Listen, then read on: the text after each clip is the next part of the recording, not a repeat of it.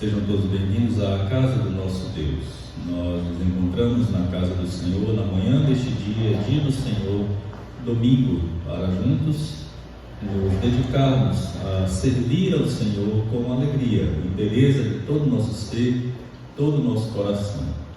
É uma dádiva, uma preciosidade do Senhor. Ele nos concede mais uma vez nos achegarmos na sua presença, nos reunirmos como família da fé, para juntos podermos adorar, bendizer, exaltar, glorificar, engrandecer o seu santo nome, nome que realmente é devido toda honra, toda glória, todo louvor e toda adoração.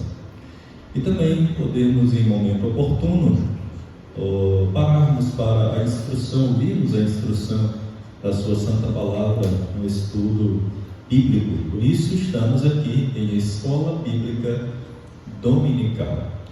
Nesse momento de início de Escola Bíblica Dominical, nesta abertura breve, eu quero convidar os irmãos a que possamos abrir as nossas Bíblias no livro dos Salmos, Salmo 118, versos 24 e verso de número 29. Salmo 118, versos 24 e também verso de número 29.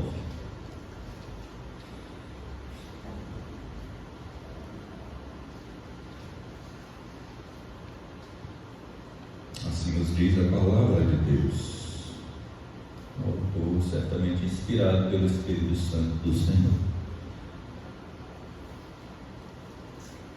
Este é o dia que o Senhor fez. Regozijemo-nos e alegremo-nos nele. Agora o verso 29. Vamos ler juntos o verso 29, todos juntos. Rendei graças ao Senhor, porque Ele é bom, porque a sua misericórdia dura para sempre. Mais uma vez, vamos ler. Rendei graças ao Senhor, porque Ele é bom, porque a sua misericórdia dura para sempre.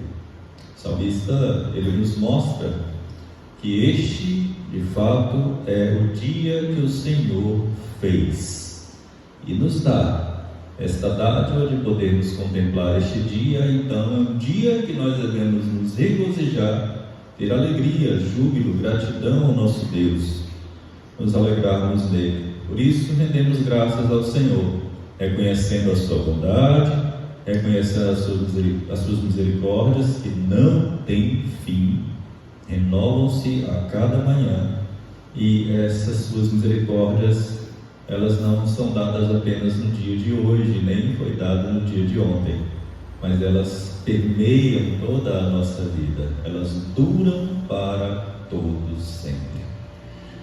Quero então convidá-los a que possamos curvar as nossas cabeças. Fale com Deus nesse instante. Presente a sua vida diante do Senhor. Rogue, interceda para que Deus continue a moldar e preparar o seu coração para este momento em que adentramos na sua casa, na sua presença, para adorá-lo em espírito e em verdade.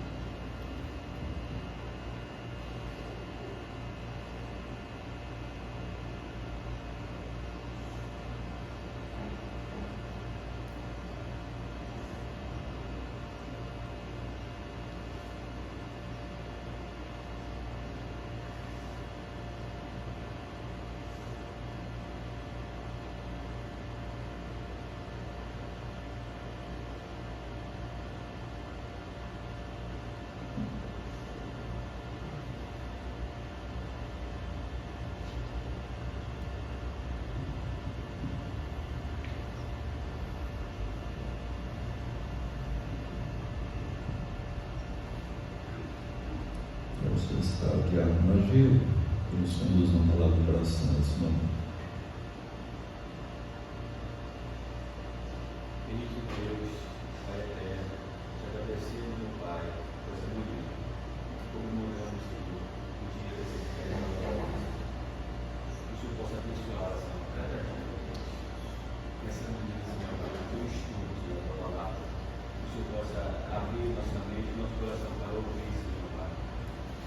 teus ensinamentos, nos guia o teu caminho, nos nunca possa desviar dele. Em nome de Jesus. Amém. Render-te graças, Senhor, de todo o meu coração. Na presença dos poderosos te cantarei louvores. É muito bom, é precioso, traz realmente um refrigério ao nosso coração, tributarmos louvor ao nosso Deus, louvores ao nosso Deus. E Ele é digno de receber de nós toda a honra, toda a glória e todo o louvor. Nesse momento, eu nos convido a que nos coloquemos de pé, aqueles que podem, logicamente, para que possamos tributar cânticos, louvores, salmos, hinos e cânticos espirituais ao nosso Deus.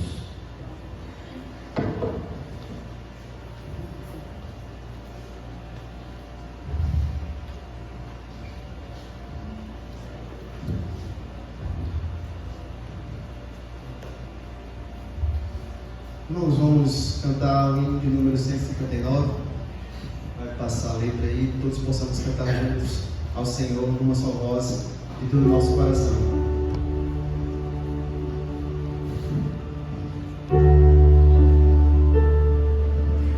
Quão bondoso amigo é Cristo, revelou-nos seu amor e nos diz que lhe entreguemos os cuidados sem tremor. Falta o coração dorido,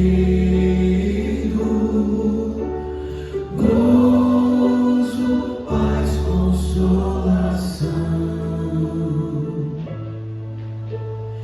É porque nós não levamos tudo a Ele em oração. Andas triste, carregado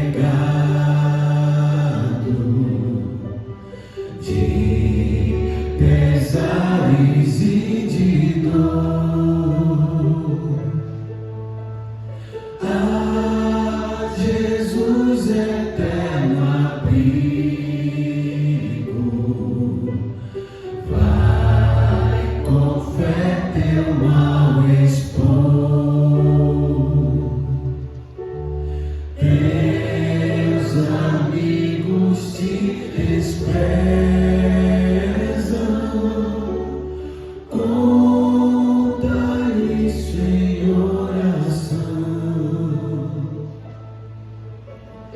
E por seu amor tão terno, paz serás no coração.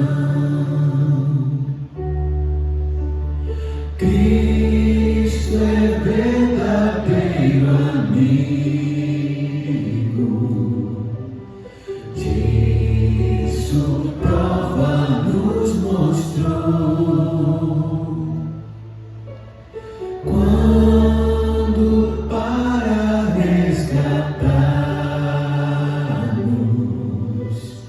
Ele humilde se encarnou. Derramou precioso sangue para nos purificar.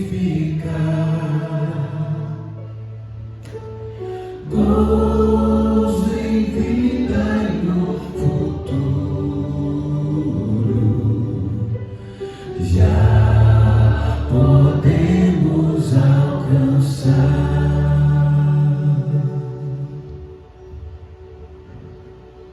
Esse próximo cântico chama Doce Nome. Esse nome de Jesus que transforma a nossa tristeza em alegria, e é isso que nós vamos declarar nessa manhã.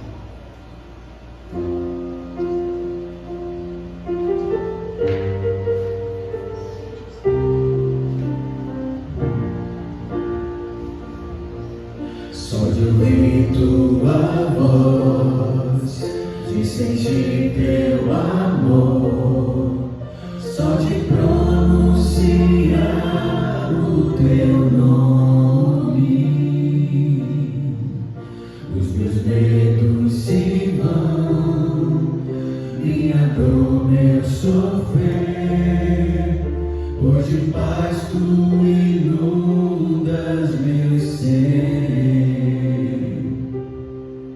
Só de ouvir tua voz, de sentir teu amor, só de pronunciar o teu nome, os meus medos se vão, minha dor, meu sofrer, por de paz tu inundas meu ser. Jesus, que doce nome, que transforma em alegria o meu triste coração. Jesus, só o teu nome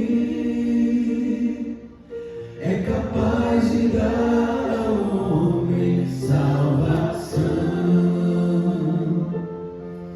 Só de ouvir tua voz, de sentir teu amor, só de pronunciar o teu nome, os meus medos se vão, minha dor, meu sofrer, por de paz tu inundas meu ser. Jesus, que doce nome, que transforma em alegria o meu triste coração. Jesus, só o teu nome é capaz de dar ao homem salvação. Mais forte, Jesus. Jesus, que doce nome, que transforma em alegria o meu triste coração. Jesus, só o teu nome é capaz de dar ao homem salvação. É capaz de dar ao homem salvação. É capaz de dar ao homem salvação.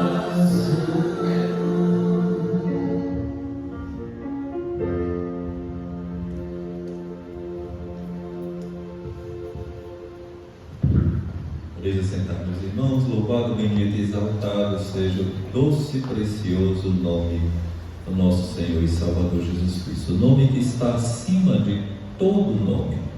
O nome em que um dia todo joelho se dobrará e toda língua confessará que Jesus Cristo é o Senhor.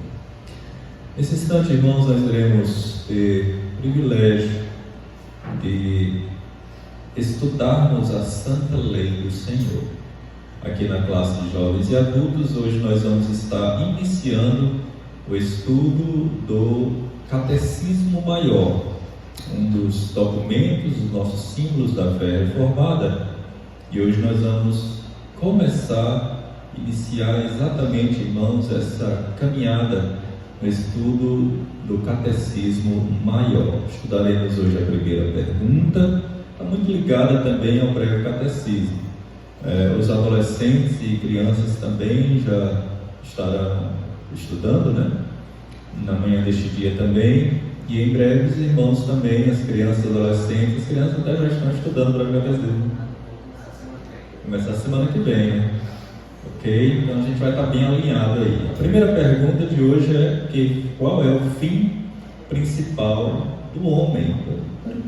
Para o que propósito nós somos criados? Amanhã deste dia nós estudaremos aqui com jovens e adultos, com o seminarista Jaime. Quero chamar aqui à frente as crianças e os adolescentes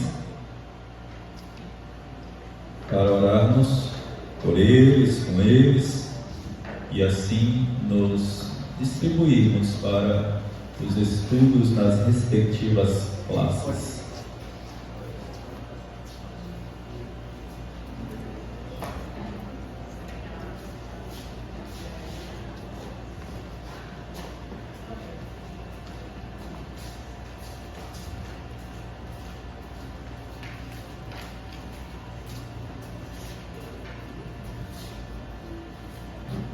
Maravilha. Bênção. Louvado seja Deus. Olha que maravilha, né? Turma linda, né? Vamos orar? Pai querido, louvado e engrandecido seja o teu santo nome, doce nome. Obrigado, Senhor Deus, por estarmos na tua casa, termos a liberdade de poder louvar ao Senhor, abrir a tua palavra, ler, meditar e dela, Senhor Deus, extrair ensinamentos tão preciosos e que trazem tanto refrigério à nossa alma também. Ó Pai, nesse momento nós entregamos os teus cuidados a esses pequeninos que antes de pertencerem a seus pais, eles pertencem a Ti.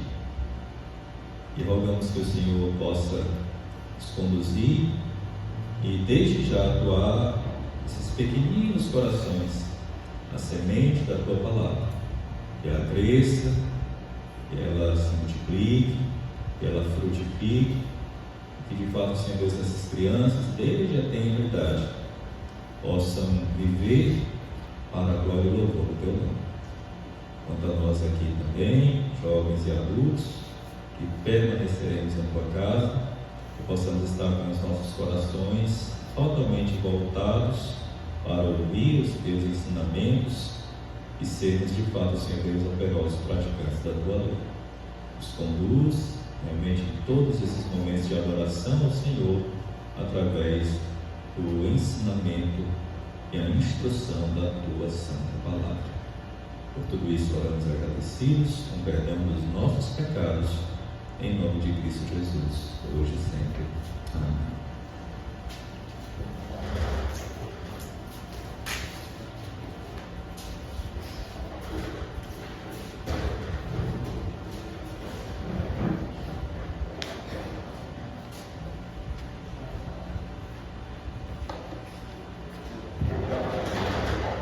Bom dia, irmãos.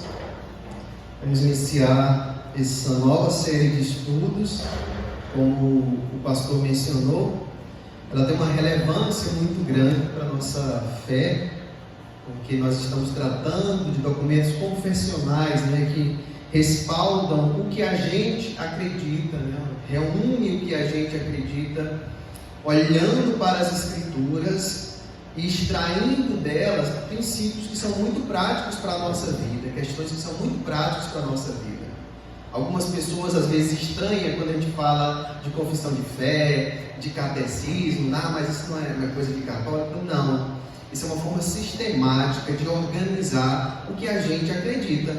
Muitas vezes você olha para as pessoas e se você perguntar para uma pessoa que não é muito assídua numa igreja, não é muito envolvida com o estudo da Palavra de Deus, se você perguntar o que ela acredita, muitas vezes ela não sabe responder.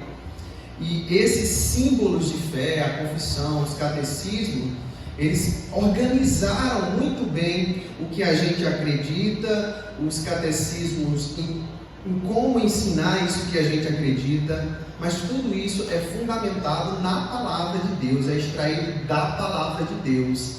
É uma forma de olhar para a Palavra de Deus, organizar essas crenças e nós, como igreja, professarmos uma língua comum em relação ao que cremos. Então, isso é muito importante. Para começar essa série, eu tomei a liberdade de fazer uma pequena introdução para situar o que é esse catecismo maior, de onde é que ele veio e por que ele é importante. Então, nós iremos apresentar a primeira pergunta, mas antes nós vamos entender um pouquinho de onde é que isso veio. Pode passar o primeiro slide aí. estudando um pouquinho desse contexto histórico, como que chegamos a esse catecismo. Veremos que existe uma relação com a confissão de fé e como isso se deu. Pode passar, pastor. Uma frase inicial que é bastante interessante, falada pelo historiador e teólogo J.V. Fesco, com relação às confissões de fé, aos catecismos, é que muitas vezes a gente pega esse documento com perguntas, como é o caso dos catecismos, maior e breve, ou com afirmações, como a gente encontra na confissão de fé, e a gente acha tudo isso muito fantástico, muito bonito. Às vezes a gente até fica se perguntando como que essas pessoas conseguiram de Deus uma iluminação tão plena para falar coisas tão verdadeiras e que permanecem até hoje, retratando a fidelidade da palavra de Deus. Mas J.V. Fesco, ele traz essa frase que diz assim: as pessoas nos bancos da igreja que pegam a confissão e começam a lê-la, provavelmente não percebem que estão entrando em um período da história em que os autores às vezes ouviam tiros de canhão no fundo enquanto debatiam a doutrina. Eles estavam escrevendo suas confissões e catecismos em meio a uma guerra civil.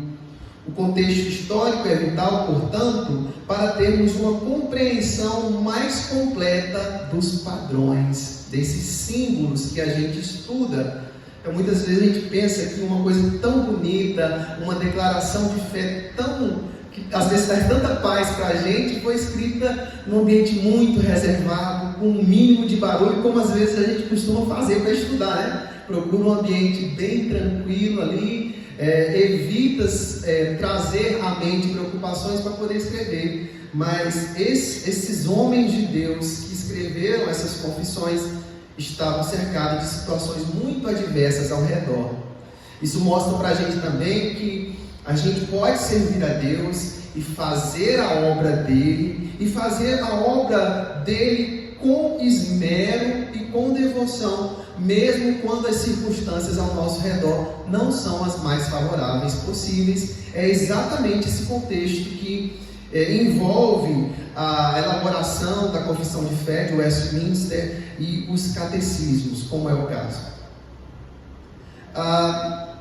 Eu queria trazer aqui uma linha do tempo para a gente situar em que momento se deu a elaboração dessas confissões e catecismos. Um ponto importante para a gente é a própria Reforma Protestante. E um marco importante na Reforma Protestante é o ano de 1517, que foi justamente o ano em que Lutero fixou as 95 teses na porta da igreja do Castelo de Wittenberg, na Alemanha. Ele propunha um debate acerca de como estava a situação da Igreja Católica, mas esse é um momento para outra aula, você já sabe um pouco desse contexto. Então, esse ano é importante. A figura de Lutero teve uma importância para a Reforma Protestante, mas ela teve uma peculiaridade, né? Cada reformador, que não foi apenas um, ele acabou contribuindo também com o pensamento teológico, com uma linha teológica, e nem todos os reformadores tiveram consenso em todos os pontos da teologia. É por isso que a gente tem diferentes igrejas protestantes surgindo naquele período. Então, por exemplo, o pensamento de Lutero, esse passo inicial foi importante para toda a reforma, mas o desenvolvimento da teologia luterana acabou chegando num padrão de fé que deu origem à igreja luterana, né? Um padrão teológico luterano. Pode passar, por favor? Mas esse pensamento inicial da reforma, ele acabou se espalhando por toda a Europa, né? A gente tem Lutero com essa figura começando uma reforma na Alemanha, mas esses documentos alcançando esses comentários, essas traduções da Bíblia nos idiomas, alcançando outros países. E um dos países que foi muito influenciado e influente na reforma foi a própria Suíça. Então, na Suíça você tem a reforma começando, principalmente aí com a figura de Zwinglio. Esses anos não são muito exatos, mas são anos que são importantes, em que a reforma naquele país já estava ali em andamento. Então, por exemplo, em 1523, você tem a figura do Zwinglio começando uma reforma importante na Suíça. Um pouco depois, em 1536, nesse ano você já tem João Calvino, ainda na Suíça, expandindo essa reforma que Zwinglio iniciou no país, mas trazendo muitas contribuições teológicas, e principalmente ali na cidade de Genebra, que se transformou e foi transformada ali pelo governo, pelos ensinos de Calvino, que se tornou um grande centro da reforma. Então, esse momento da reforma na Suíça, que é chamado de segunda reforma, a primeira seria esse momento de Lutero, mas na prática nem foi tanto a primeira assim. Existiu o que a gente chamou de pré-reformadores, por exemplo, John Hus, que veio antes de Lutero na República Tcheca e que já tinha esse espírito da reforma, mas a primeira reforma mesmo a gente considera essa de Lutero. E essa segunda reforma, ou o movimento reformado, que é o que mais tem influência para nós, presbiterianos, por exemplo, e reformados em geral, é esse momento que se deu na Suíça, na figura inicial de Zwinglio, mas principalmente na figura de Calvino, que foi um grande mestre, um grande teólogo sistemático, além de uma espécie de governante mesmo, influenciando toda a vida ali na Genebra. Pode passar o próximo. Então, em consequência, esse movimento da reforma se espalhou também e chegou na Inglaterra, que era um grande centro na época. E a reforma inglesa, ela tem uma característica um pouco diferente das reformas aí iniciada por Lutero e da reforma suíça. Porque essa reforma inglesa, aí eu estou situando o ano de 1534, justamente em referência a um governante que é o Henrique VIII, o rei Henrique VIII. E é interessante, o que é interessante nessa reforma inglesa é que essa reforma, ela iniciou muito ligada aos reis, à coroa. O próprio rei Henrique VIII, ele foi meio que delegado pelo Papa ali para meio que combater até mesmo a reforma luterana que vinha ganhando força ali na Suíça. Então esse rei Henrique VIII, ele tinha um interesse pessoal também. Nem tudo é tão bonito quando a gente pensa, né? Havia um interesse deles de se separar. Ele queria ter uma nova esposa para ter filhos, um herdeiro, e acabou entrando em discordância com a Igreja Católica e separando-se da Igreja Católica, mas ao mesmo tempo isso foi um passo importante para o início da reforma inglesa. Por isso que a reforma inglesa, esse ponto inicial é muito ligado ao rei Henrique VIII, né?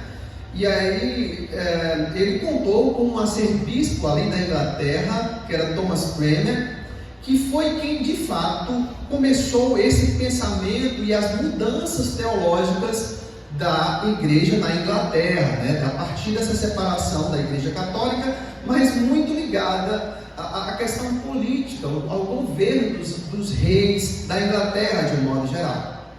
Então a consequência é que, apesar desse arcebispo Thomas Cranmer, ele iniciar uma reforma ali, isso foi muito cuidadoso e foi muito menos radical do que as reformas de Lutero, de Calvino, por exemplo, porque houve esse interesse de tentar negociar e não chocar muito a questão católica, tentar chegar a um consenso ali, um bom entendimento de ambos os lados, sem desagradar católicos e ao mesmo tempo introduzindo o protestantismo. Então essa reforma não foi uma reforma completa assim de cara.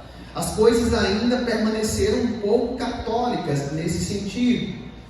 Mas houve mudanças de rei. Depois desse Henrique VIII, assumiu Eduardo VI, e esse sim era um rei com característica mais protestante.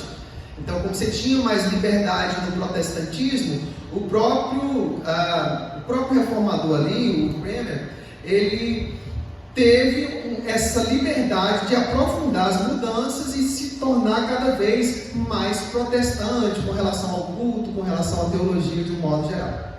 Mas novamente você teve aí esse rei saindo do governo, assume uma outra pessoa da família, Lady Jane, só que o interesse de colocar essa pessoa é porque ela era uma pessoa própria para os interesses protestantes também, era uma figura protestante que seria bom para a reforma, para o andamento da reforma inglesa, mas acabou que ela não era uma das figuras principais da família e ela foi destronada e substituída por Maria I, que é também chamada de Maria Sanguinária.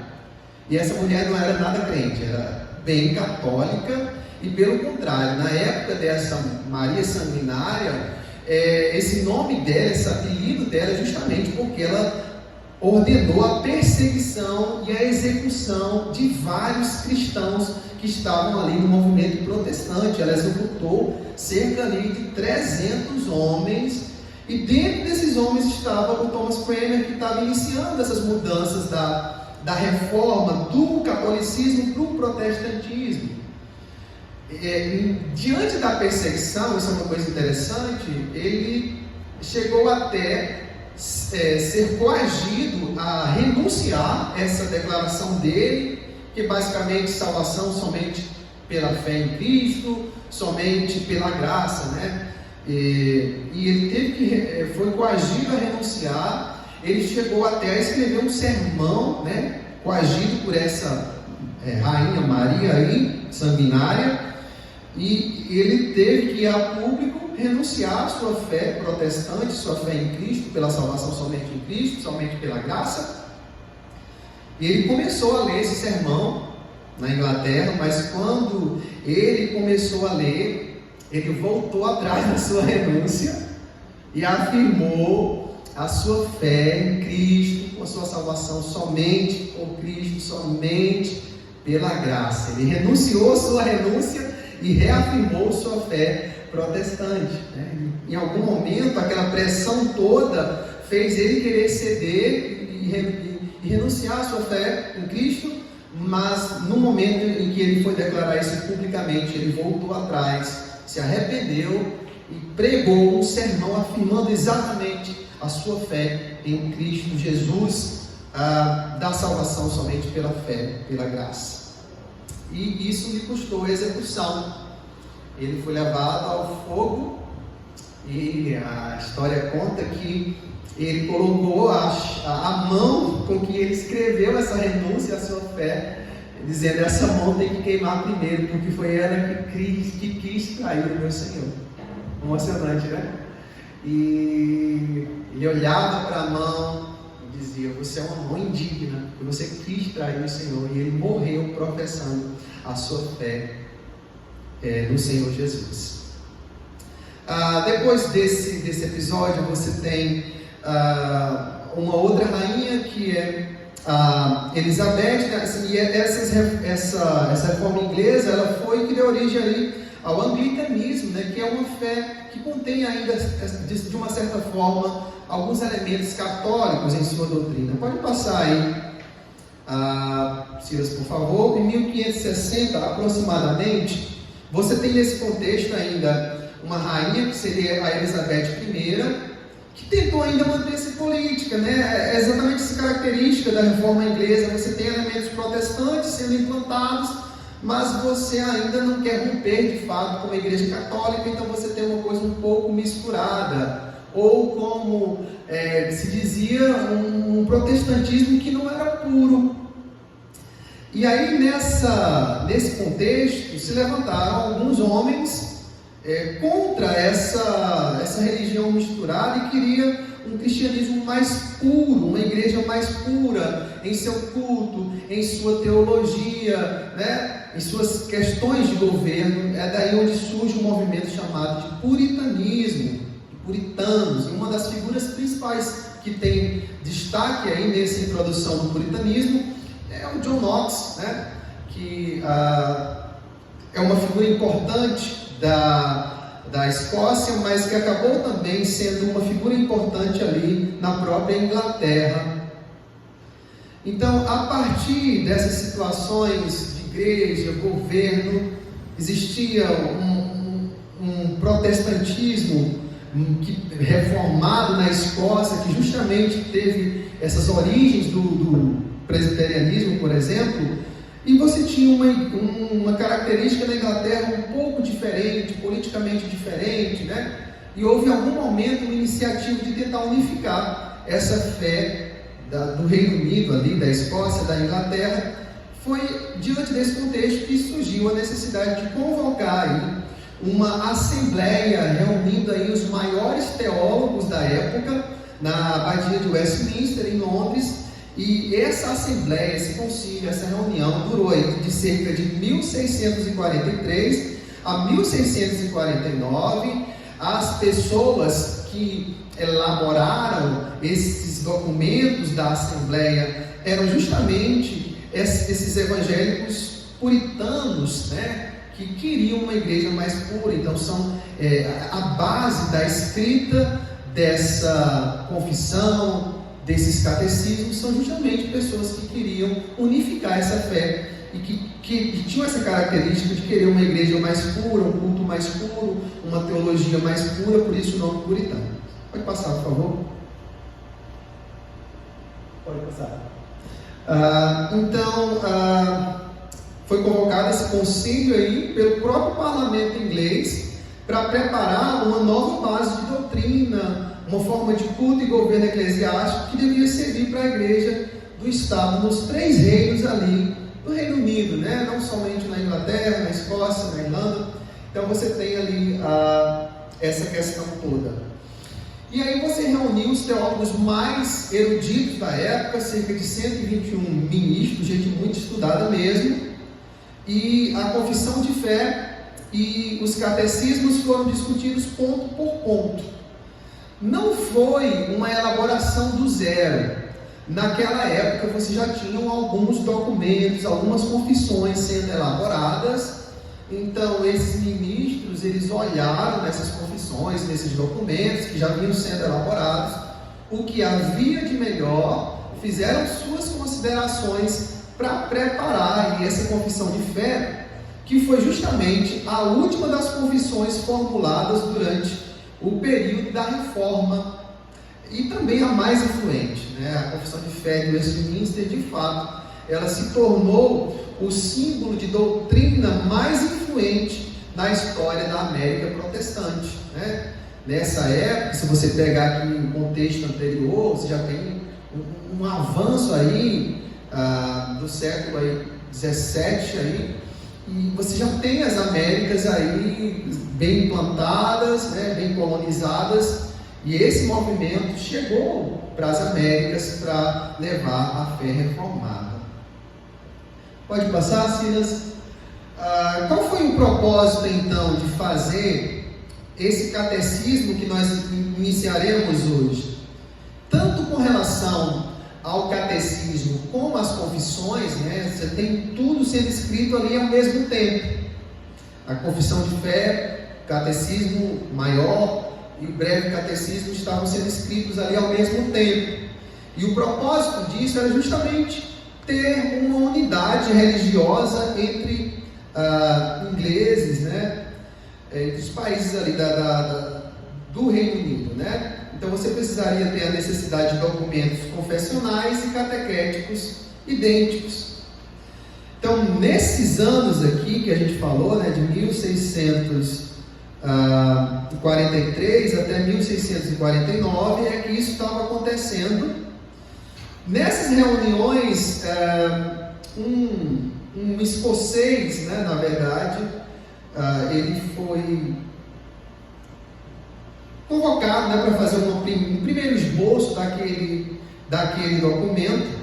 De um modo geral, não gostaram, porque havia uma divisão entre pessoas que queriam um catecismo muito claro, mas isso acabava trazendo ele ser mais resumido, e outro grupo desses homens queria um catecismo mais completo, só que acabava não sendo tão didático. A gente fica nessa dúvida. Quando a gente quer ser mais didático, a gente resume as coisas. Quando a gente quer uma coisa mais clara, a gente acaba sendo um pouco mais complexo. E, na verdade, você não teve isso de cara. Depois desse esboço, uma parte desse pessoal, desses ministros, não gostou. E a verdade é que a partir desse primeiro momento é que você teve a decisão de fazer 2 catecismos. Então, na verdade, o princípio desses 2 catecismos é que nenhuma doutrina deveria estar nos catecismos maior e breve que já não estivesse na confissão. A confissão já havia sido elaborada, houve essa primeira tentativa de elaborar um só catecismo. Como não chegaram a um consenso, pensaram em elaborar 2 catecismos, um mais exato e abrangente, que seria o catecismo maior, e outro mais fácil e breve para os cristãos iniciantes, para as crianças, que seriam também ali o breve catecismo. Então a regra é que, na verdade, tudo que fosse ensinado nesses catecismos não deveria ter nada inédito, mas deveria conter justamente aquilo que estava na Confissão de Fé de Westminster. Pode passar. Então, esse é o contexto de como chegamos no catecismo, né?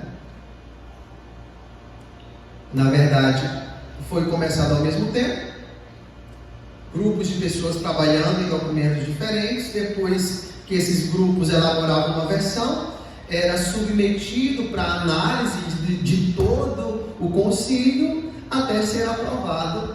E aí é onde se chegou primeiro na Confissão de Fé de Westminster e depois nos catecismos, mas num período de tempo muito aproximado.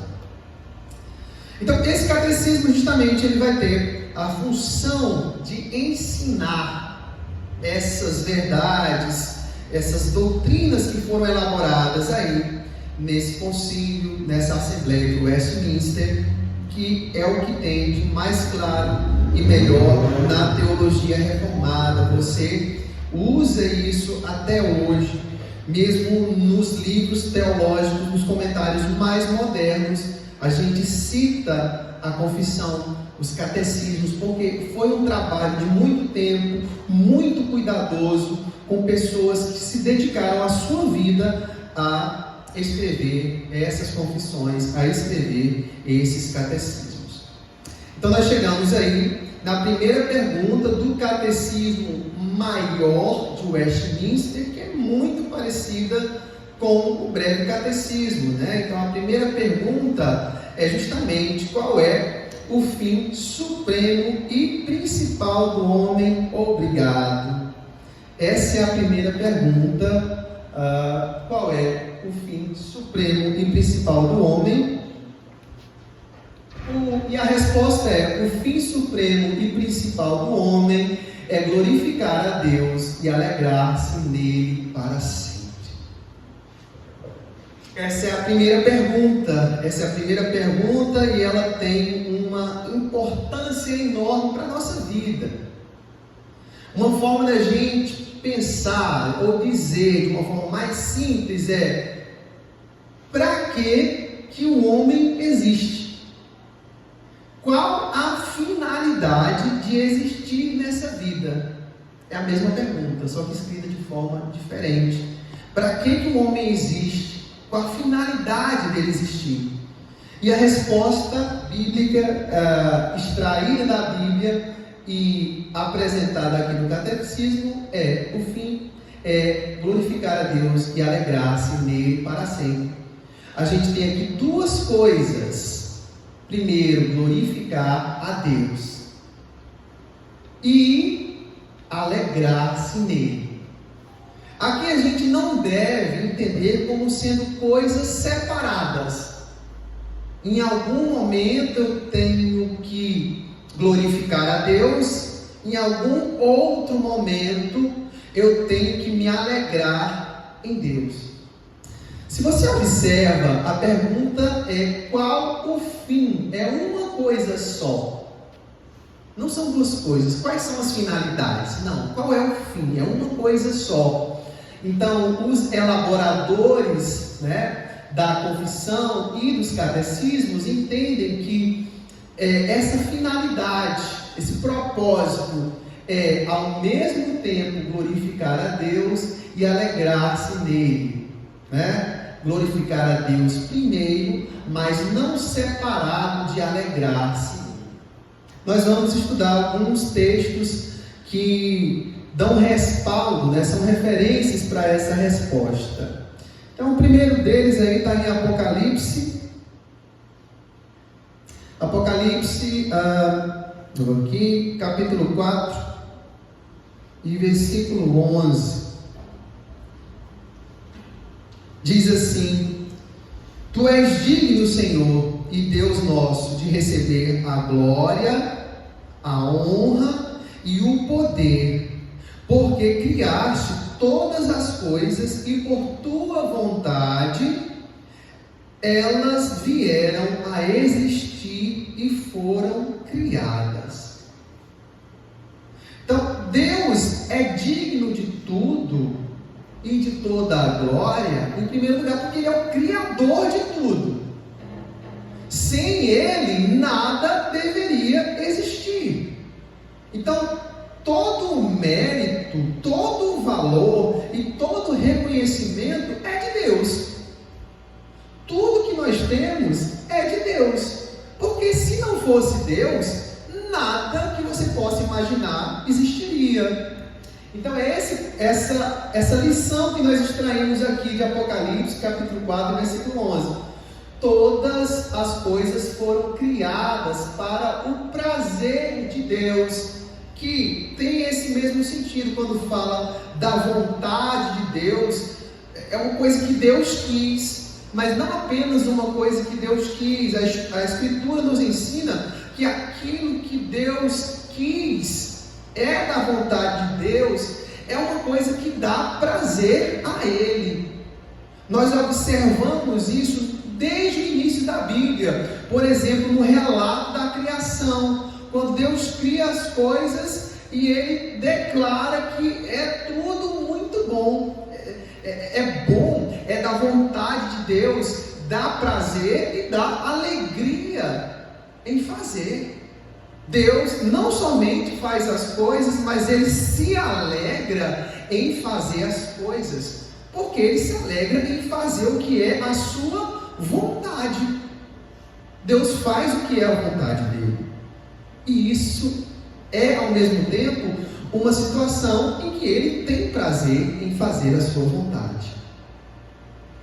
O segundo texto, vamos ler, são poucos, Romanos.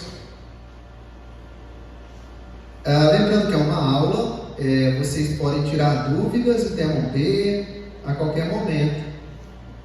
Eu não acho ruim. Mesmo sentido, Romanos 11, 36. O versículo diz assim: porque dele e por meio dele e para ele são todas as coisas. A ele seja a glória para sempre. Amém. Então, novamente, a glória de Deus, a Escritura justifica que Deus é digno de glória, porque Ele fez todas as coisas, e não somente isso. Deus não é um Deus que cria e abandona. Deus é um Deus que cria e governa, e administra, e toma conta e controla. É por isso que a gente diz que todas as coisas existem para Deus. Deus não cria a nossa vida e nos abandona, de modo que quando Deus nos cria, nós existimos para Ele. E isso tem a ver com glorificar a Deus, tem a ver em ter essa consciência de que nós existimos para Deus e vivemos para Deus. O terceiro texto está aí em 1 Coríntios, capítulo 10, versículo 31. O texto diz: portanto, se vocês comem ou bebem ou fazem qualquer outra coisa, façam tudo para a glória de Deus. Esse texto aprofunda um pouco desse entendimento do que seria existir para Deus. Existir para Deus, nós já sabemos que tem a ver com prestar a glória a Deus. Mas o que é existir para Deus? Não é simplesmente ter o seu nome aí registrado no cartório, não. Existir para Deus é fazer todos os atos da nossa vida, do mais simples ao mais complexo, para a glória de Deus. Aqui o texto fala em comer, em beber, que são as necessidades mais básicas que a gente tem. A gente acabou de comer aqui, a gente acabou de beber, daqui a pouco a gente vai fazer isso de novo no almoço, à tarde vai fazer mais um lanchinho e à noite com certeza vai comer mais alguma coisa. E olhe lá que ainda tem uma sobremesa depois. São necessidades básicas, né? Porque traz esse texto, o apóstolo fala desse texto, porque são necessidades básicas, são coisas que ninguém deixa de fazer. Em algum momento, isso é uma coisa que nós vamos fazer. O que revela para nós é que todas as coisas da nossa existência podem e devem ser feitas para a glória de Deus. Você pode sentar nesse banco para a glória de Deus. Como? Reconhecendo que privilégio que o Senhor deu inteligência ao homem para fazer esse banco, para eu poder sentar, estar confortável, aprendendo da palavra de Deus. Muito obrigado, Senhor. É o Senhor que me deu isso. Você pode fazer essa coisa mais simples para a glória de Deus. Você pode pensar, alguns de vocês estão usando óculos. Vocês podem usar os óculos para a glória de Deus.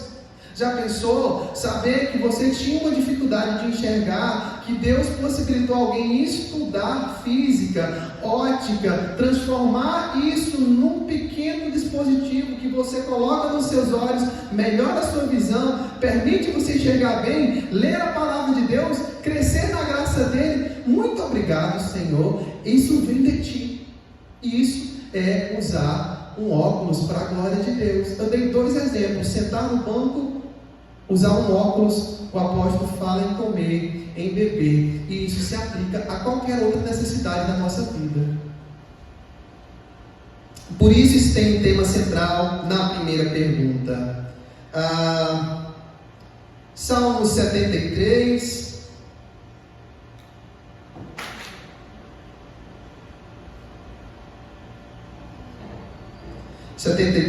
Versículo 24 ao 28.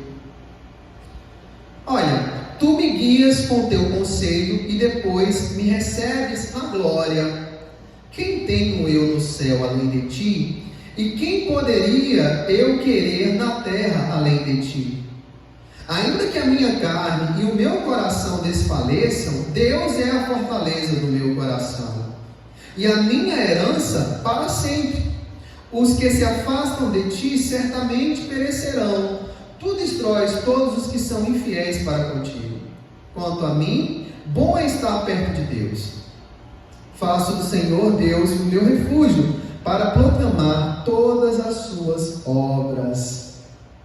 Olha a consciência do salmista. Ele tem a consciência de quem Deus é.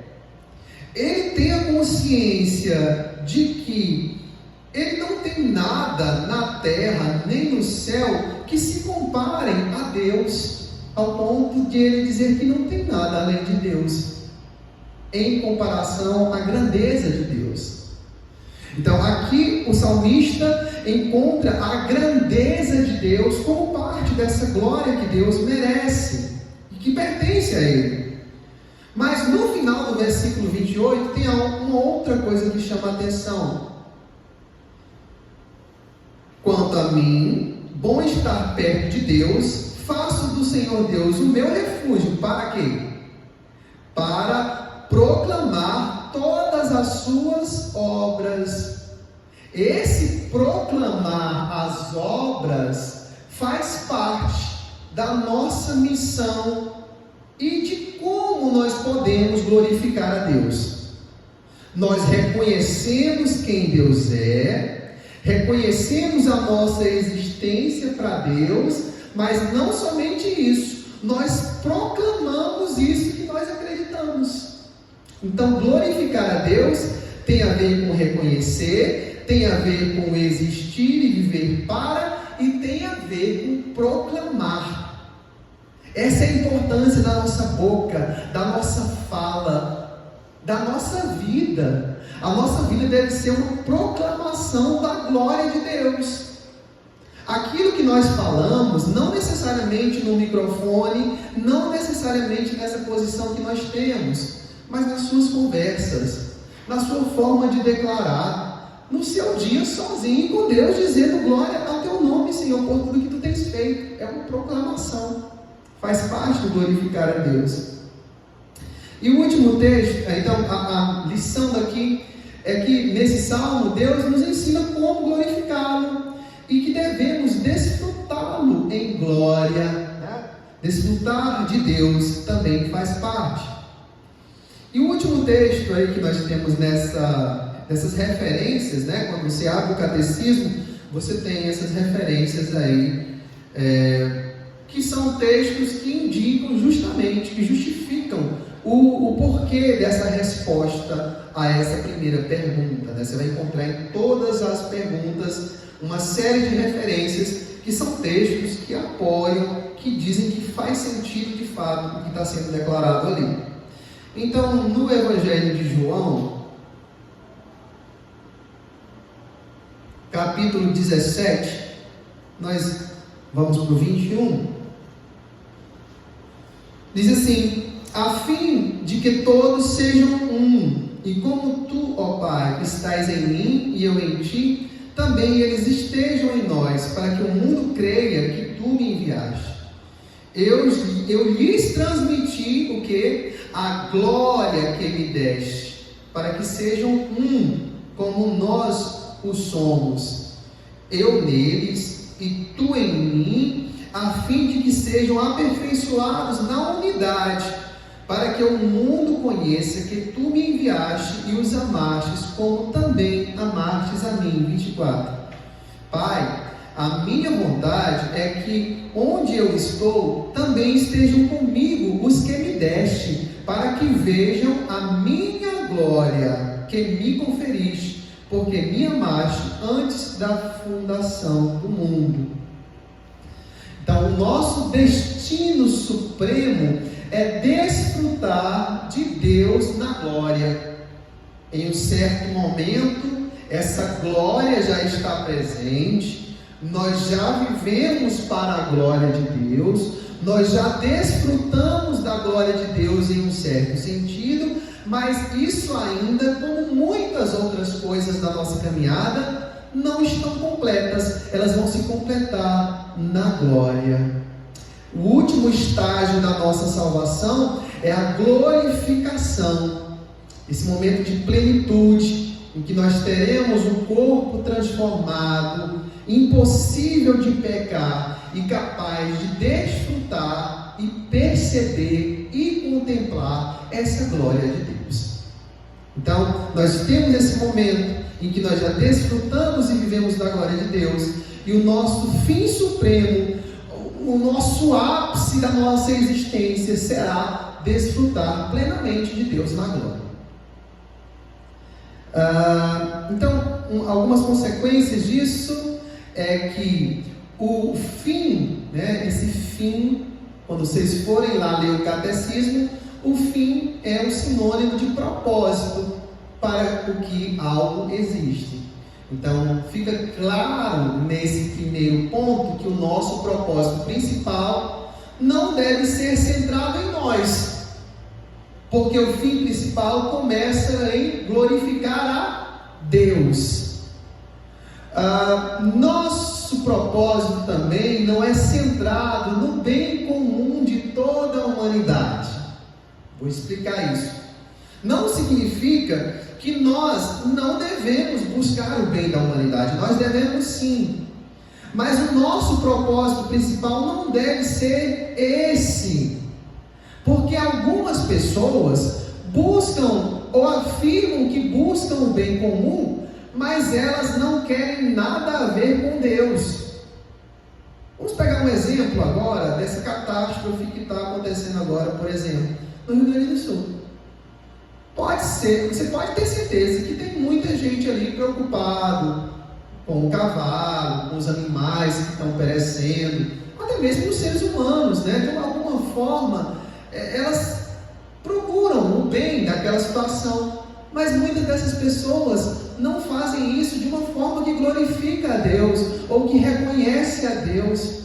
Muitas pessoas estão fazendo coisas que são boas para os outros, que trazem algum bem para os outros, mas sem colocar Deus em primeiro lugar. Não é essa a finalidade. Nós buscamos primeiro a glória de Deus, e em consequência, nós acabamos fazendo boas obras e contribuindo para esse bem comum de toda a humanidade. O outro ponto é alegrar-se nele para sempre. O fato de alegrar-se, vir aqui depois de glorificar a Deus, mostra que alegrar-se em Deus está ligado e subordinado a glorificá-lo. Eu não posso me alegrar em Deus sem que eu desfrute e viva para a sua glória. Muitas pessoas buscam uma alegria na igreja, na apresentação que está sendo feita, mas não é disso que o catecismo está falando, é de uma alegria plena em Deus, uma alegria que existe quando eu acabo vivendo para a glória de Deus. Então não dá para separar. A consequência última é que não se pode encontrar verdadeira felicidade a parte desse propósito. Se você perguntar a algumas pessoas que não creem em Deus ou que não vivem o Evangelho genuinamente, algumas vão dizer que são felizes. Mas essa não é a verdadeira felicidade original do nosso propósito enquanto criatura de Deus. Na maioria das vezes é uma felicidade em coisas temporárias, muito abalada. A felicidade permanente, verdadeira e fundamentada na palavra é uma felicidade que existe quando nós entendemos qual é o nosso fim principal e primeiro buscamos a glória de Deus. Só para a gente completar o nosso sentido, o Gerhard Voss, que é um grande comentarista aqui do catecismo, ele comenta sobre esse ponto que a pessoa que pensa em desfrutar Deus sem glorificar a Deus corre o risco de supor que Deus existe para o homem em vez de o homem existir para Deus. Enfatizar, desfrutar de Deus mais do que glorificar a Deus resultará em um tipo de religião falsamente mística e emocional. Traduzindo, algumas pessoas vão para um culto, vou buscar a presença de Deus, vou lá porque Deus vai me dar. Quantas vezes a gente foi numa igreja e as pessoas perguntam: você veio receber sua bênção? Você veio receber de Deus? Então, quando a gente tem esse tipo de postura, a gente acaba vendo Deus como um objeto que a gente vai apenas buscar, mas sem dar, sem entregar, sem reconhecer. A gente está tratando Deus como se fosse um objeto da nossa satisfação meramente, e não aquele que é digno de glória. Então a gente tem que reconhecer esse lugar maior de Deus. Vamos para um ponto mais prático. Se o catecismo diz que a nossa finalidade principal, primeira, é glorificar a Deus, o que seria esse glorificar? Nós já entendemos um pouco do que é, vamos apenas reforçar esse entendimento. A palavra glorificar é um verbo, é uma ação, e ela deriva justamente do termo glória, que no seu original hebraico é kavod, e que ao pé da letra significa peso. Peso, isso tem um peso no modo geral, mas o sentido é que essa glória, né? Alguém que tem glória é alguém que é realmente honrado, é reconhecido, é pesado na balança, vamos dizer assim, é honrado, é verificado que essa pessoa que tem glória é digno, exaltado e reverenciado. De uma forma mais prática, a glória de Deus na Escritura Sagrada, ela é usada para se referir à presença manifesta de Deus. Em várias situações se fala a glória de Deus, por exemplo, encheu o templo, né? Essa é a presença de Deus manifesta de uma forma extraordinária ali no meio. Outras vezes, essa glória está relacionada ao caráter de Deus, ao poder que Deus tem, a sua capacidade e direito, tanto de julgamento como de salvação. Tudo isso está relacionado com a glória de Deus.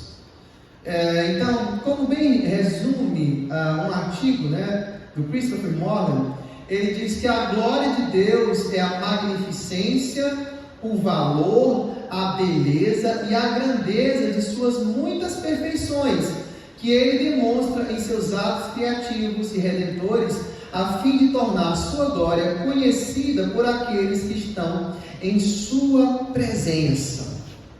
São diferentes formas de dizer o que é essa glória de Deus. Olhar para Deus e entender esse valor que Ele tem.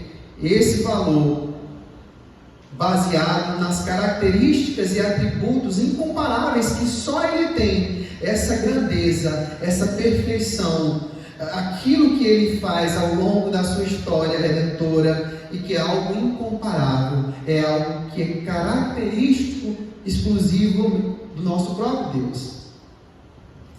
Então, Deus comunica sua glória por meio de sua criação, dos portadores de sua imagem, que somos nós, de sua providência e dos seus atos redentores.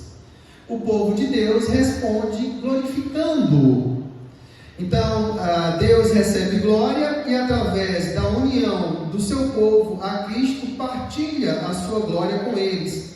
E tudo isso contribui para que a sua glória, à medida que Deus, em suas múltiplas perfeições, é exibido, conhecido, regozijado e valorizado. Então, uma forma de glorificar a Deus é, em primeiro lugar, perceber que Deus manifesta essa sua glória, essa sua grandeza. Isso é evidente, por exemplo, quando a gente olha para o mundo, para como o mundo é perfeitamente desenhado, e a gente consegue ver na criação, em nós mesmos, que refletimos o caráter de Deus, que a glória de Deus existe, que ela é revelada, em como Deus atua na história de forma tremenda e demonstra que Ele faz coisas que ninguém mais poderia fazer. Então, quando nós enxergamos isso, primeiro ponto. Segundo ponto, nós respondemos a isso. Diante desse reconhecimento, nós vivemos em resposta. Como nós reconhecemos a Deus, nós nos regozijamos nele, nos alegramos nele. É por isso que está aí esse segundo ponto, né? Segundo ponto não, a segunda parte do fim, que é alegrar-se nele para sempre. Porque à medida que nós reconhecemos essa glória de Deus e vivemos para a glória de Deus, é natural que nós nos alegremos nisso. Nós regozijamos-nos, porque é algo tremendo mesmo, não passa despercebido. E valorizamos isso, nós valorizamos essa glória de Deus. Então isso é forma de responder glorificando a Deus. Então, o John Piper, que é alguém que escreve muito sobre essa questão de viver para a glória de Deus, e nos alegrarmos nele, ao mesmo tempo, de forma inseparável, de onde ele chama o termo hedonismo cristão. Ele fala que glorificar a Deus nada mais é viver para demonstrar o valor supremo, a beleza e a glória de Deus. Às vezes nós somos muito passivos e nós acreditamos, queremos, mas nós somos pouco ativos em mostrar, em demonstrar, em tornar isso conhecido, né? Em declarar. A lição de Deus para nós hoje, parte dessa lição, é que você tem que ser mais ativo em relação à glória de Deus. No seu lar, nem que ser ativo não significa que você tem que usar todo o seu tempo para ir falar com alguém e falar da boca para fora, não. Mas é você reconhecer mesmo, no seu alimento, no seu levantar, na saúde que você tem, na possibilidade de ter um trabalho. Tem gente que levanta para o trabalho e vai reclamando. Tem que trabalhar de novo. Isso não é glorificar a Deus. Você devia agradecer a Deus pelo trabalho, porque certamente um dia você pediu por um. E certamente se você perder, você vai pedir por outro. Então nós temos essas limitações, mas nós devemos ser mais ativos em glorificar a Deus mesmo, tomando atitudes que o reconhecem e que demonstram que nós valorizamos isso que Deus faz e que Ele é. Então essa aqui é uma forma da gente entender essa primeira parte. A primeira parte é glorificar a Deus. Nosso propósito maior é glorificar a Deus. Isso é um resumo do que seria glorificar a Deus. A segunda parte da declaração é alegrar-se nele para sempre. Como eu já falei, não está separado, as coisas não estão separadas. Agostinho tem uma frase muito interessante. Ele diz: fizeste-nos, Senhor, para ti, e o nosso coração anda inquieto, enquanto não descansar em ti. Observe que a alegria, ela está associada ao descanso do nosso coração em Deus. E ao mesmo tempo, nesse pensamento de Agostinho, está relacionado em reconhecer que todas as coisas, inclusive a nossa vida, existe para Deus. Ora, se nós existimos para Deus, como nos alegraremos sem descansar nele?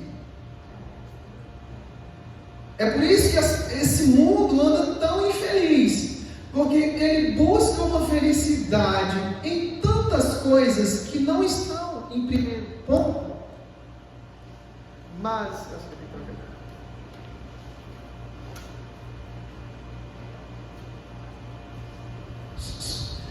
o mundo busca uma felicidade em coisas secundárias e não percebe que essa felicidade permanente e suprema está em Deus.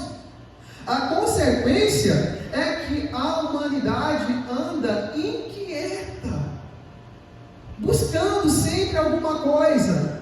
Ela conquista uma coisa e quando ela termina de conquistar, ela vai atrás de outra, porque ela percebe que o grande sonho dela não foi capaz de trazer a alegria que ela esperava. O coração dela não descansou. Então nós partimos desse reconhecimento de que alegrar-se em Deus está no fato de nós nos voltarmos para Ele que nos fez e podermos descansar de fato. Então, o Piper, que é esse autor, que fala sobre esse termo hedonismo cristão, né, essa junção de glorificar a Deus por alegrar-se nele, né? Não concordo com todos os pontos, mas ele traz muitas lições aqui para a gente. Esse ponto é interessante. Ele chama de hedonismo cristão, podem acompanhar aqui atrás, O hedonismo cristão é a convicção de que o objetivo final de Deus no mundo é a sua glória, todas as coisas existem para Ele, e o nosso desejo mais profundo, que é o de ser feliz, a gente não pode negar que todo mundo quer ser feliz. São um e o mesmo, porque Deus é mais glorificado em nós quando nós estamos mais satisfeitos nele. Deus não é apenas a fonte suprema de satisfação para a alma humana, mas o próprio Deus é glorificado por estarmos satisfeitos nele. Portanto, a nossa busca pela alegria nele é essencial. Olha, deixa eu trazer isso em termos mais práticos.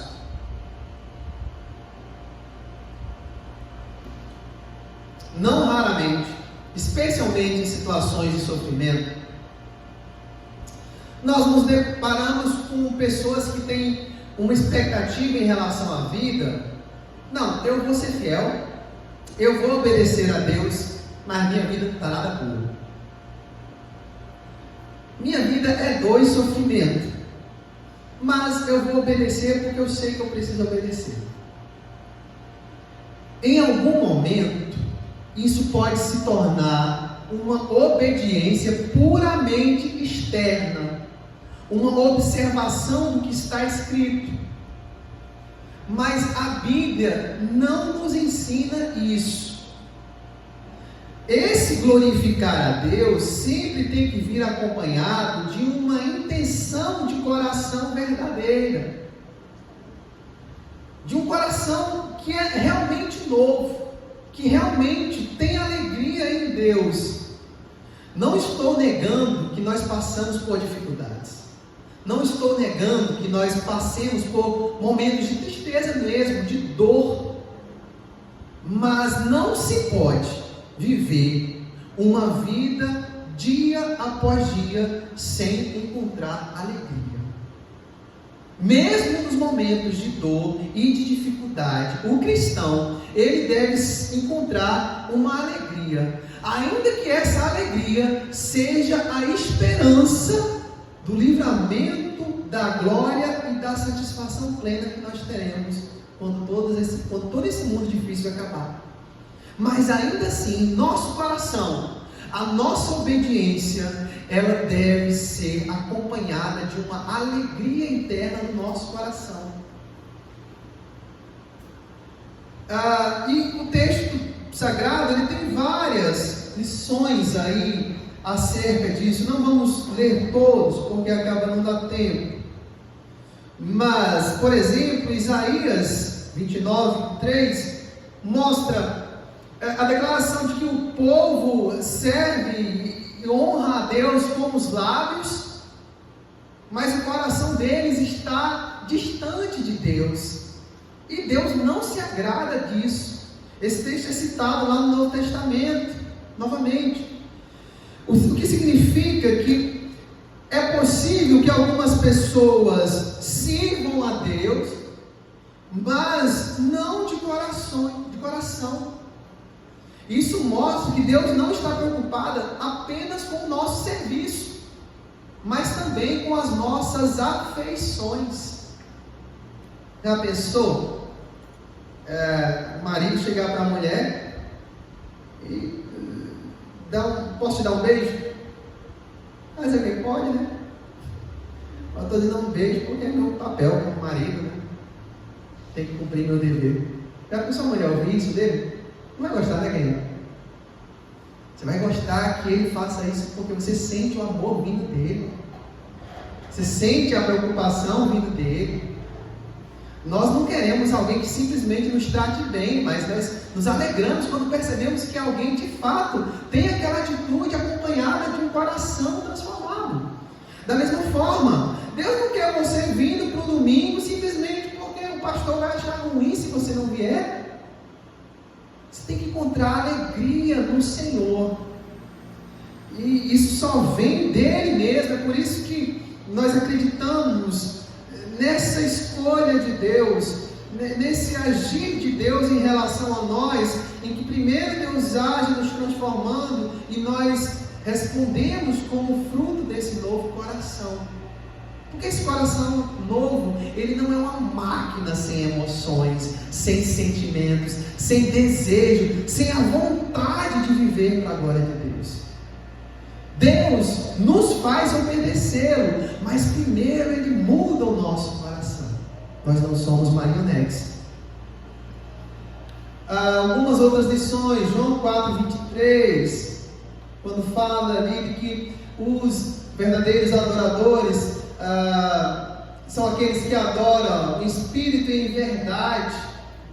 Então essa adoração a Deus, ela é verdadeira.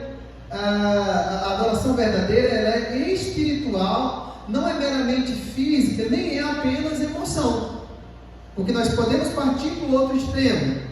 Enquanto algumas pessoas elas vão dizer que vão servir a Deus de toda forma, não importa o que elas estão sentindo nunca, algumas pessoas vivem uma vida baseada em emoção.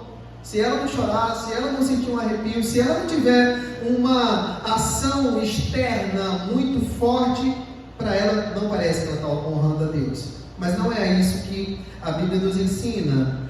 A servir a Deus envolve afeições e ao mesmo tempo ela é verdadeira, ela vem de dentro. Esse próprio ser espiritual tem a ver com essa mudança interna. Os salmos estão cheios de declarações que nos mostram, por exemplo, Salmo 37:4, em que deleitar-se em Deus não é apenas uma opção, mas um mandamento. Deleita-te no Senhor. Salmo 34:8 mostra que a bondade do Senhor não é apenas para ser crida, mas para ser provada.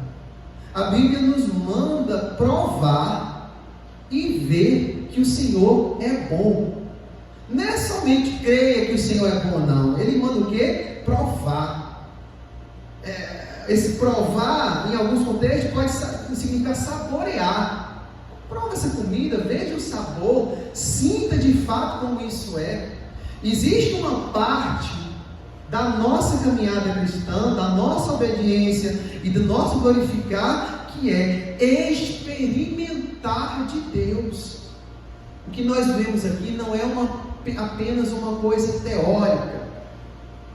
Obviamente nós não somos carismáticos que vivem em busca de revelações e de experiências sobrenaturais com Deus, mas ao mesmo tempo nós temos que ter a consciência de que a nossa caminhada com Deus é espiritual.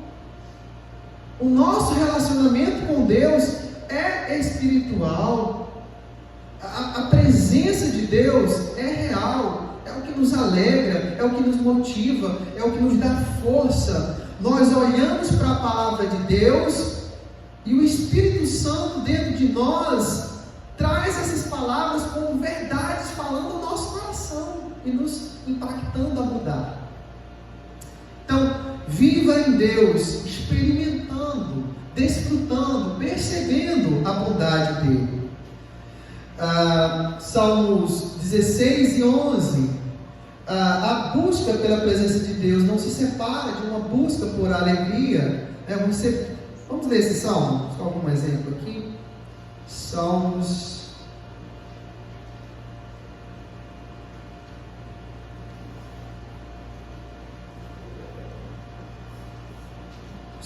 16. Gente, vocês podem perguntar, tá? Tu me farás ver os caminhos da vida, na tua presença há plenitude de alegria, à tua direita há delícias perpetuamente. É um desfrutar de Deus. Miqueias 6:8, Deus não manda apenas ser misericordioso ou praticar a misericórdia, Ele manda amar a misericórdia. Você pratica a misericórdia, mas você faz isso com alguém que tem isso saindo de dentro de você. Realmente você quer isso, a sua vontade está nisso. Romanos 12:8, da mesma forma, manda a gente exercer misericórdia, mas não com a cara emburrada. Manda exercer essa misericórdia com alegria. Então, o nosso ato, ele vem acompanhado de uma motivação interna também. Hebreus 10:34 fala sobre sofrer as perdas, ali no contexto de prisão, né? Mas sofrer as perdas por causa do Evangelho. E não simplesmente perder alguma coisa por causa do Evangelho. Mas você tem consciência que às vezes, para fazer a vontade de Deus pela causa do Evangelho, sei lá, você vai gastar alguma coisa do seu dinheiro, vai custar você algum outro tipo de sacrifício, mas você perde isso com alegria, porque você reconhece, valoriza a glória de Deus. 2 Coríntios 9:7 nos ensina que nós devemos dar, contribuir com alegria. 2:3 que nós devemos fazer da nossa alegria a alegria de outros. Observe que o glorificar a Deus tem um aspecto comunitário, não é apenas a nossa vida isolada. Com relação aos pastores, né, os seminaristas que estão aí no caminho, 1 Pedro 5:2 diz que os pastores devem apacentar o rebanho de Deus de boa vontade, com desejo de servir. Hebreus 13:17 os pastores devem velar pelas almas das ovelhas com alegria. 2 Timóteo 4:8 que nós não apenas devemos aguardar, mas amar a vida do Senhor. Romanos 5 nos mostra que mesmo nos sofrimentos nós podemos nos alegrar por sabermos o propósito de Deus, que, como está lá em 8:28, é nos tornar conforme a imagem do seu Filho. João 4:13 e 14 nos mostra que o deleite nas coisas temporais é passageiro, mas o deleite em Deus é pleno e permanente. Efésios 4:1-10 mostra que Cristo preenche todas as coisas. É por isso que em cada detalhe desse mundo, dessa vida, nós podemos encontrar razão para glorificá-lo. E o Salmo 115, versículo 3 diz que Deus faz tudo quanto lhe apraz. Ele tem prazer no que Ele faz, e assim nós também devemos ter. A gente está quase acabando. O Catecismo de Heidelberg, que é outro documento confessional, importante no meio reformado também, ele traz uma questão parecida, muito relacionada com essa questão de encontrar alegria, só que em relação ao consolo. Esse catecismo diz que o meu único consolo na vida e na morte é que eu não pertenço a mim mesmo, mas pertenço de corpo e alma, tanto na vida quanto na morte, ao meu fiel Salvador Jesus Cristo. Ele pagou completamente todos os meus pecados, e com o seu sangue precioso, e me libertou de todo o domínio do diabo.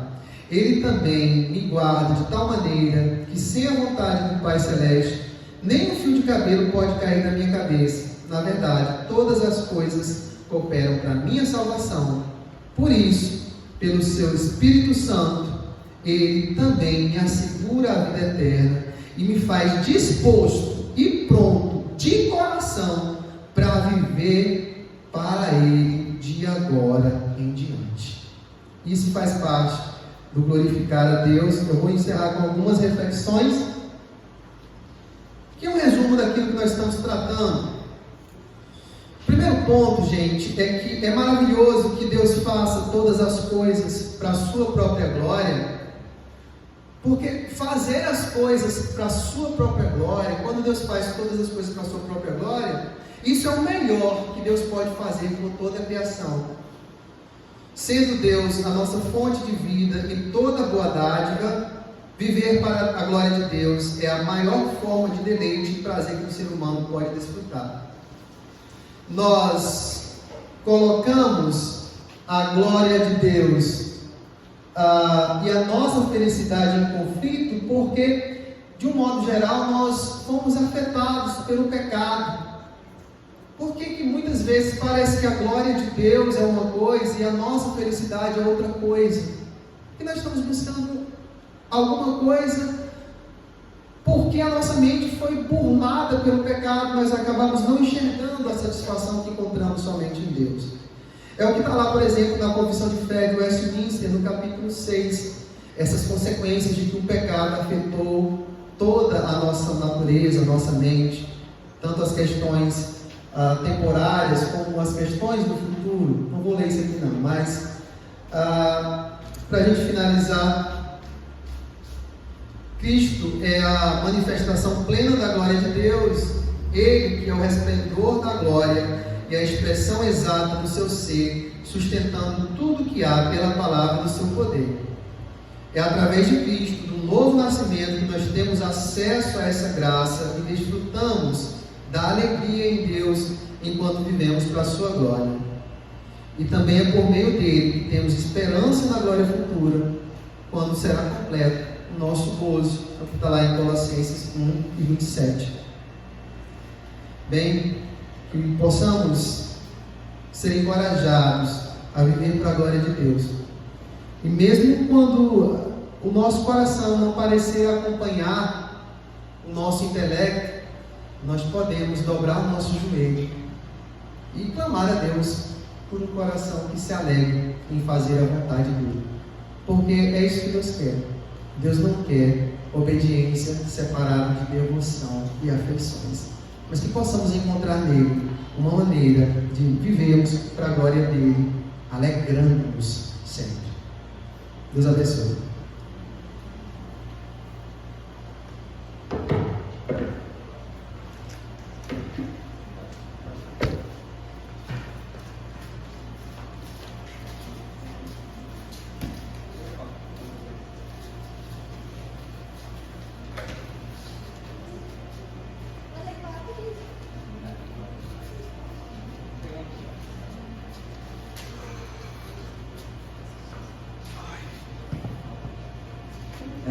Bom dia, graça e paz.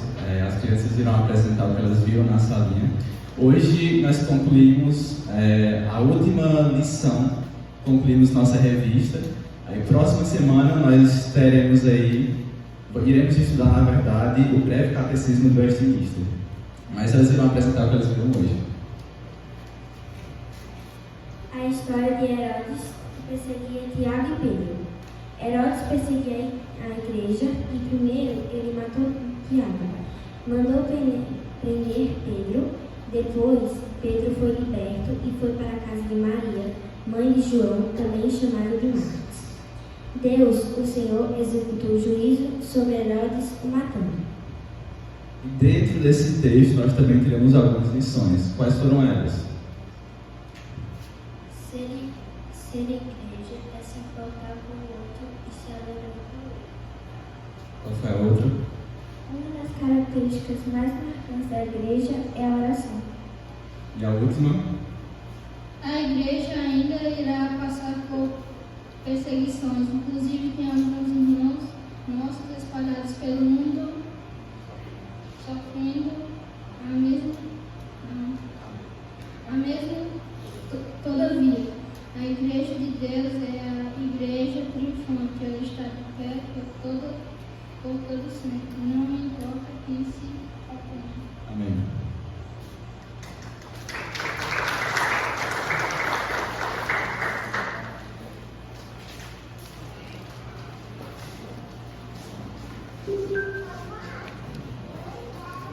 Meus queridos irmãos e irmãs, no dia de hoje é muito comum as mães, elas certamente receberão muitas homenagens essas que são muito merecidas, elas são merecedoras, muito mais do que homenagens de forma verbal, mas com atos concretos que realmente revelam e refletem que os filhos de fato as amam e a importância delas.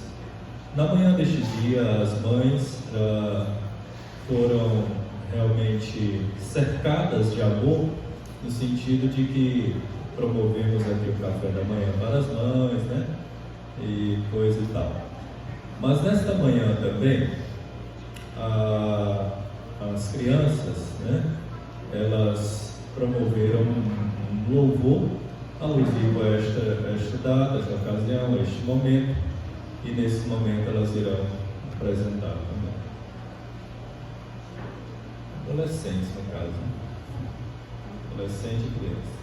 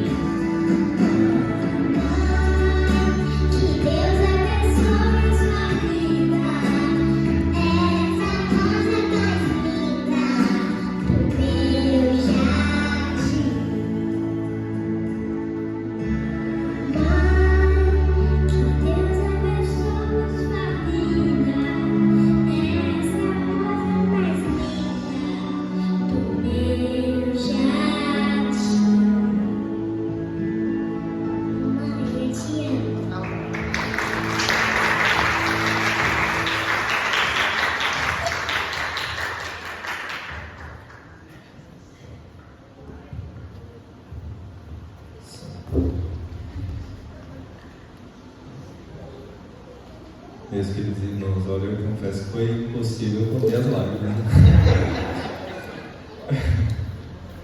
Que bênção. Que coisa maravilhosa.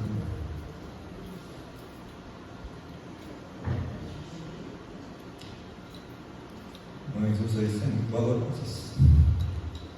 Muito mesmo. São um presente de Deus na vida de cada um dos seus filhos.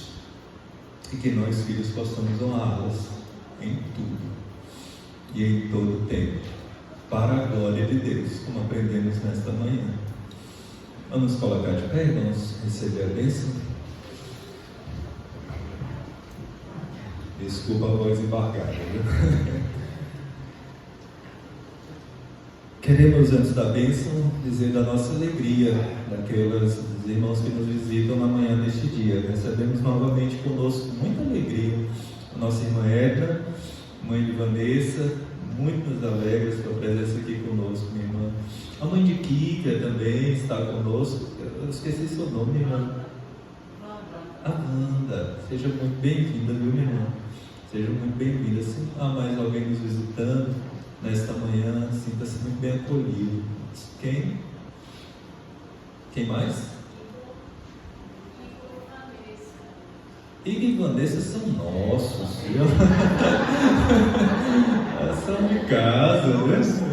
Igor e Vanessa, filhos. Sim.